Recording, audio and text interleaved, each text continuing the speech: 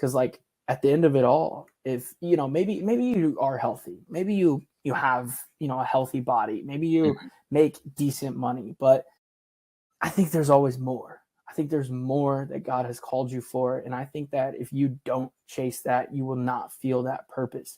So I do think that there is, even though, I'm kind of not selling fear, I'm selling like opportunity and vision, Exactly. but there still is that fear that comes with it. If it's like, what if I don't capitalize entirely on the vision God has for me, then what? Well, it's powerful in two ways. It's very powerful knowing what you can do. So it's very empowering.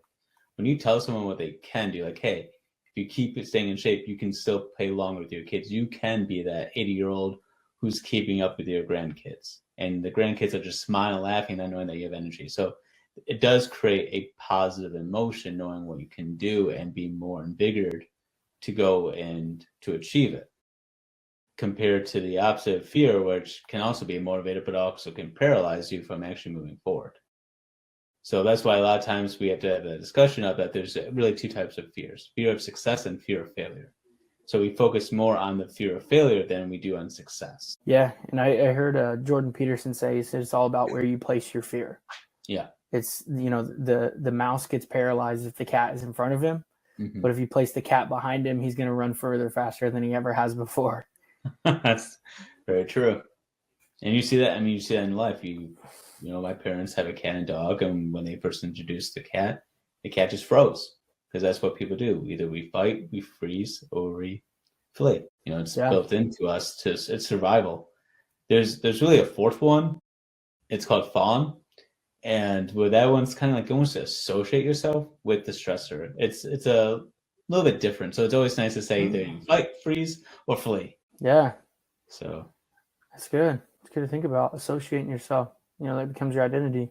Yeah, well, that's why like your approach is that, because you really focus on putting God in the mixture. And when you put God in prayer, that's what really kind of can really motivate you in a positive way to change, because you have to look at yourself and be like, okay, there's a lot in my life I need to change. So what can I do? So when you ask yourself, what can I do? That opens yourself to the possibilities, and a lot of times the possibilities can be endless.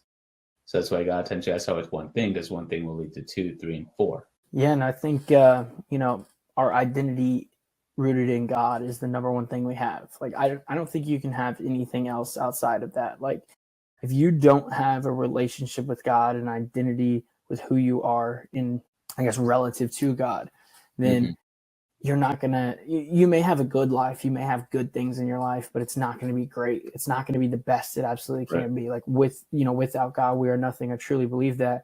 But once you understand, like, with him, when God is for you, nothing can stand against you. Like you said, the opportunities are endless. It's like a limitless feeling, just such an empowering feeling that you have once you realize he is for you. And as long as you are serving in his name, he's going to take care of everything.